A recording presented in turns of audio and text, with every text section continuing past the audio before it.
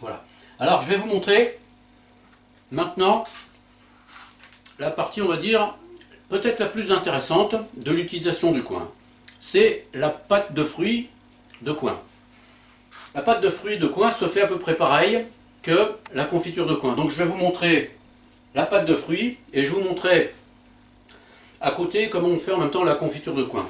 Pourquoi? Parce que pour la pâte de fruits, il faut absolument conserver toutes les pelures, tout ce que vous enlevez des coins. Donc je vais reprendre un coin. Je le prépare. Alors pour faire la pâte de fruits, bon, une fois que vous les avez lavés, il ne faut pas enlever la peau et il ne faut pas enlever l'intérieur, sauf s'il est tout noir, comme certains coins. Voilà. Vous enlevez juste le plus gros vite fait, mais il n'y a pas besoin de l'enlever parce que, comme je vous l'ai dit tout à l'heure, c'est là où il y a la pectine. Donc vous le mettez dans une marmite. Si vous les coupez en petits morceaux, ça cuira plus vite, mais ça cuit assez rapidement. Mais il faut bien conserver la peau. Une petite chose qu'il ne faut pas oublier, mettre un petit peu de citron. Ça, c'est juste pour éviter que le coin brunisse trop rapidement.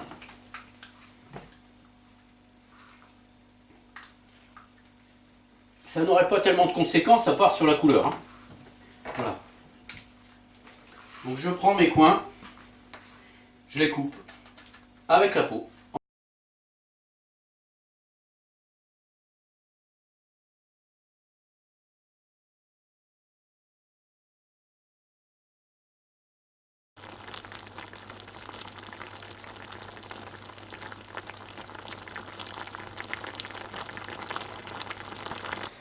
Ben voilà, nous avons terminé de cuire les coins.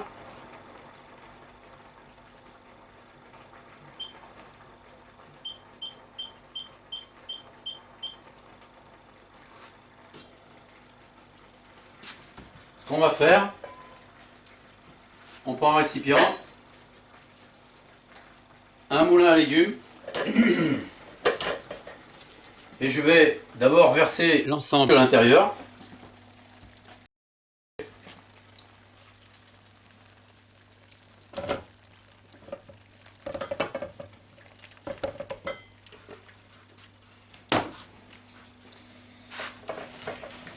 Je mets la grosse grille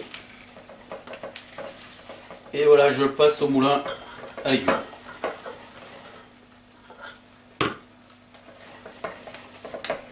Maintenant que nous avons passé tous les coins dans le moulin à légumes, je vais rajouter le sucre et je vais le verser dans la marmite pour le faire cuire à nouveau.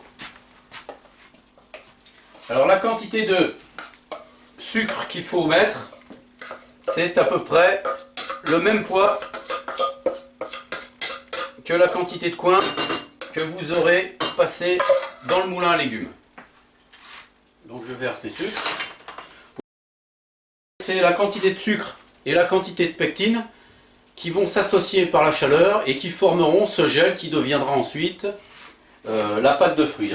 Pour la pâte de fruits, une chose très importante, il faut que la cuisson dure suffisamment longtemps à une température très élevée. Donc là, par exemple, je vais utiliser la plaque de cuisson qui est un petit peu plus grosse ici pour qu'il y ait une cuisson qui soit relativement forte pendant un temps pas spécialement très long, mais il faut que ça bout et que toute l'eau qui reste dans le mélange puisse s'évaporer au point où l'intérieur n'accroche plus sur les bords de la marmite. Bon, on arrive à la fin. Pour ceux qui m'ont suivi jusqu'à maintenant, je vais vous indiquer maintenant un petit bonus particulier. J'ai préparé des amandes et des noisettes. Je les prends, je vais les mettre à l'intérieur. Pourquoi? Eh bien parce que quand on va les mélanger avec cette pâte de fruits, quand elle va figer, on obtiendra une barre énergétique. Allez, c'est reparti.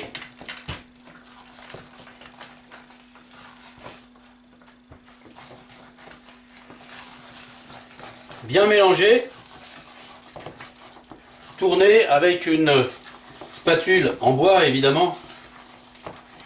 Ensuite, dès que ça va être prêt, donc là dans quelques minutes, je le mettrai sur quelque chose de plat ou dans un plat comme il vous plaira évidemment.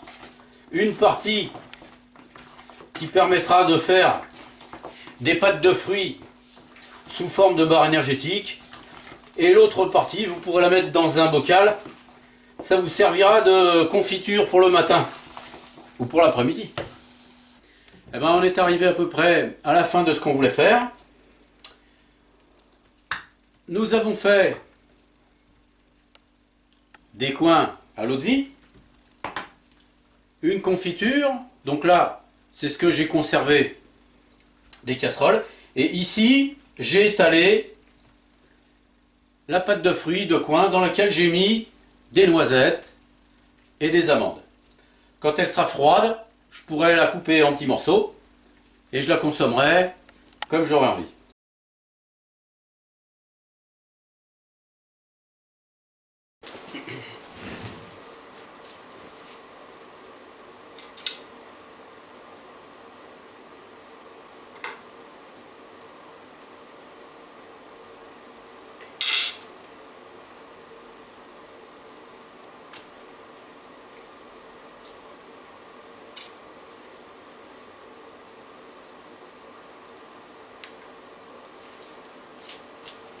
J'espère que cette vidéo vous aura plu à toutes et à tous.